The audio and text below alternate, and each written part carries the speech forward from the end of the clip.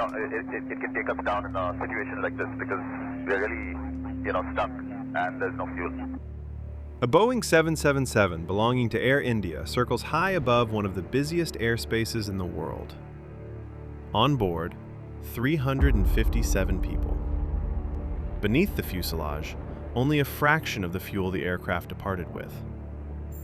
In the cockpit sit 4 pilots who, 10 hours earlier, boarded an aircraft together for the very first time, and who now, with no training for exactly this, have to decide how to bring down a plane that is losing its instruments, one system at a time. This is the story of Air India 101. We begin at 2 in the morning on September 10th, 2018, Indira Gandhi International Airport, New Delhi. Boarding flight AY101 are 342 passengers and 15 crew members. Families heading back to relatives in the United States. Students about to start their year in America. A handful of business travelers. The aircraft is nearly full. Ahead of them lies a 15-hour flight over the polar route across Pakistan, Russia, Greenland, and Canada, bound for JFK in New York. On board, more than 140,000 kilograms of fuel. By the time they reach New York, only a fraction of that will remain, and that small remainder is about to make all the difference. The aircraft itself is a 9-year-old Boeing 777-300ER, the flagship of Air India's fleet on this route. Since the 777 was introduced in the 1990s, the type has been considered one of the most reliable passenger aircraft in the world. Exactly the kind of plane you wouldn't expect to lose its instruments, one by one. In the cockpit sit 4 pilots instead of the usual 2, standard for a flight of this length, so the crew can rotate and land rested. At the controls, Captain Rustam Palia, 49, with more than 3,500 hours on the 777. Beside him, First Officer Vikas, Captain Shashank Singh, and First Officer D.S. Bhatti. For these 4, this is the first time flying together. Each brings years of experience, but as a team, they have exactly 0 hours flown together. They don't yet know how much they'll need each other in the hours ahead, in a way no training could have prepared them for. At the briefing, they're told the aircraft's auxiliary power unit, the APU, isn't working. Not a major concern in itself, the APU supplies power while the engines are off and has nothing to do with propulsion. The crew decides to depart as planned. With the possibility of bad weather in mind, the captain has an extra 800 kilograms of fuel loaded, just in case they need to divert. A decision that will prove critical hours later. At 3 in the morning, an hour behind schedule, AI101 departs. The departure itself goes off without a hitch. The first few hours pass like any other long-haul flight. The cabin lights dim, meal service wraps up, most passengers are asleep. 40 minutes after takeoff, at 30,000 feet, a message appears on the screen. Single source radio altimeter. And for a fraction of a second, the cockpit falls silent. A radio altimeter measures how high an aircraft is flying above the ground.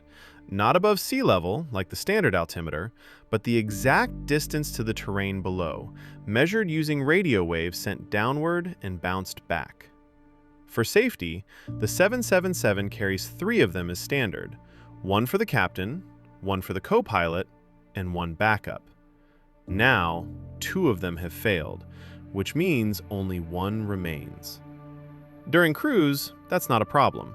A radio altimeter only becomes truly critical below 2,500 feet, during approach and landing, and especially if the pilots are flying through cloud with no visual on the ground. Halfway across the Atlantic Ocean, with 3 hours still to go, the second message arrives. The TCAS system has failed. TCAS, the collision avoidance system, is the last line of defense against a mid-air collision. It uses radio signals to track other aircraft nearby and warns the pilots if one gets too close, with a clear instruction: climb or descend. On its own, this, like the radio altimeter, isn't a critical system during cruise flight. It's an extra safety net, not the first line of defense against a collision. That responsibility belongs to air traffic control. But for the crew, something starts to nag at them. First the APU, then the radio altimeter, now TCAS. 3 failures, each harmless on their own, with no clear connection. Or is there something linking them all together? There's nothing they can do about it now. Still on course for New York, where the weather, according to the latest reports, is anything but ideal. It's 6:45 in the morning in New York. Outside, a thick layer of clouds hangs low. Rain is falling, and visibility is minimal. AI101 checks in with approach control for JFK. Air India 101 Heavy, contacting your departure on 135.9. We'll talk. On the final miles to the runway, the pilots try to use their ILS, the instrument landing system that uses radio signals to precisely indicate where the aircraft should land.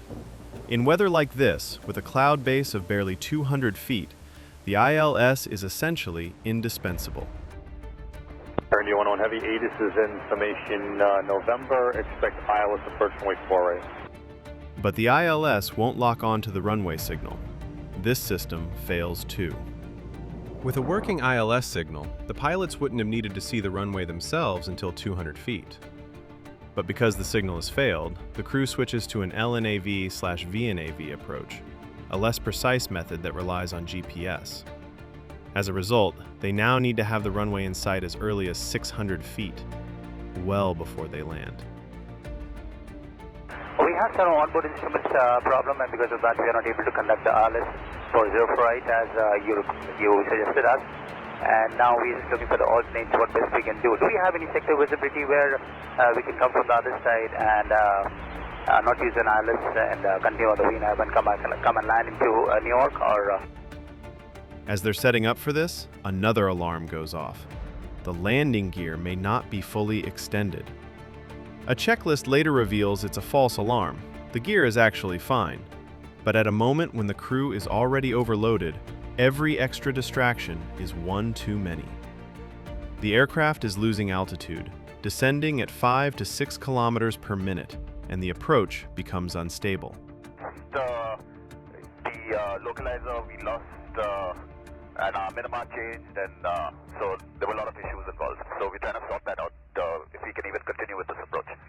The crew reaches the only conclusion possible at that moment. Go around and try again. What the crew doesn't know yet, this was only the beginning. The real question comes now. With less fuel than an hour ago, and just as many systems still not working. Okay, do you need some time to work everything out, or are you ready for the approach? No, we need some time to work this out. Oh, okay. So just fly heading 170 for me, and is 2000 okay? 170 heading, and 2000 is okay for us.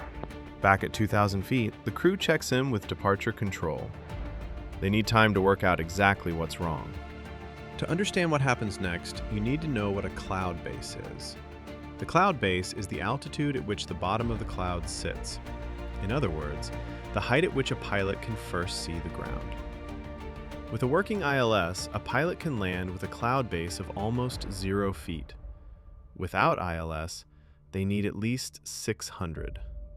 and we're just wondering if EWR is getting better. Perhaps we can go to EWR if the cloud and the ceilings are better. Okay, well right now the weather that I have is showing indefinite ceiling 200 at Kennedy. RVR is 4,500, so that's gotten a little bit better. Yeah, okay, the visibility is fine, but the problem we are facing is with the ceiling, because we can't continue with the ILS with a ceiling of 200, because every time we try to lock on to the localizer, the instrumentation doesn't allow us to do that. Above JFK, like above Newark and nearby Stewart Airport, the cloud base that night sat at around 200 feet, making it, in theory, impossible to land. We're getting a little low on the fuel as well, so we need to decide quick. and we're burning quite a lot. With just 7,200 kilos of fuel left on board, there's no longer any route to Albany, Boston, or Bradley. Whatever happens, this aircraft has to land somewhere near New York, with the instruments it has now, in the weather that's there now. This is the moment when those 800 extra kilos of fuel, loaded on a wet night in Delhi, just in case, are suddenly no longer a footnote, but the difference between having margin or not. And then comes some good news. Just a little. Newark sends through a fresh weather report. The cloud base has risen to 400 feet. Still 200 feet too low, but better than what it was a few minutes earlier. And better is the only thing the crew is looking for right now. And I'm showing Newark just had a special, and they're showing 400 overcast. They just had a special at 1205 Zulu, so about 6 minutes ago. Okay, so it's a bit better now in Newark, is that correct? Yes, sir. The weather came up to 400 feet overcast at Newark. Could Newark work? With so little fuel left, it's their best shot. Maybe their only one. So the crew puts in the request. Okay, so we can then we can possibly try for Newark as well. And with that, the decision is made. In the back of the cabin, most of the 357 passengers still have no idea anything is wrong. For them, this is just a long flight that's running a little longer than planned. Approach control steers the aircraft toward Newark, and then asks what else has failed on board. Air India 101, other than both ILSs, both radar altimeters, what other things have failed on the airplane? Basically here we've got single source radio altimeter, we've got TCAS failure, no auto land, windshield system, auto speed brake, and APU is unserviceable as well. The list is now long enough that even the controller falls quiet for a moment. A little later, in a sober reminder of just how serious the situation really is, he asks for the number of people on board and the fuel remaining. Okay, Air India 101, so just when you get a chance, give me the people on board and the fuel on board, please. On the ground, the rescue vehicles are already being positioned along the runway, just in case. We have total of 370 and fuel we are 7,200 kgs are India 101. 7,200 kilograms, you said? Affirm, Air India 101. 14 hours in one of the busiest airspaces in the world, with instruments that have failed one by one. And outside the cockpit, nothing but white. The pilots know what's at stake. If they don't see the runway by around 400 feet, they have to go around again. And the question is whether there's even enough fuel left for a second attempt. At 1,000 feet, the aircraft is sitting too high above the ideal glide path. The crew increases the descent rate, but that only makes the aircraft speed up, and landing too fast is not an option. Captain Palia disconnects the autopilot, takes over the controls himself, and extends the flaps further to bleed off speed. On the ground, air traffic control sees a warning appear on their screen. The aircraft is flying too low. Then, at 400 feet, they break through the clouds. For the first time in minutes, the pilots see something other than gray. The runway. Finally. But they're too high and too far to the right. Palia pushes the nose down and steers left to bring the aircraft onto the center line. It's one of the last chances he'll get to do this right. At 8 in the morning, the aircraft touches down. Runway 4 right, Newark. The wheels grip the wet asphalt, and then silence. All 357 people on board are safe, most of them without ever realizing how close they came to a very different outcome. An official investigation report on this incident was never published. But the most common explanation among 777 pilots points to one shared source: the Ames. the computer system that acts as the aircraft's brain, sending data through electrical buses to every other system on board. A single fault within it, or in the so-called 629 bus, could take down the radio altimeters, TCAS, the wind shear detection, and more, all at once. Not a coincidence, but one and the same cause showing up in several places at the same time. What we do know. This aircraft's technical problems were already known before departure from Delhi. With more thorough maintenance, this entire incident might never have happened. But what mattered most that morning was something else. 4 pilots who had never met each other, who within a few hours had to merge into a single team while one system after another fell away. And who did exactly that, without panic, step by step, down to the last 100 feet. This is the story of Air India 101. Not a disaster, but a close call. And maybe that's the most interesting thing about it. Not the technology that failed, but the people who didn't fail for a single moment.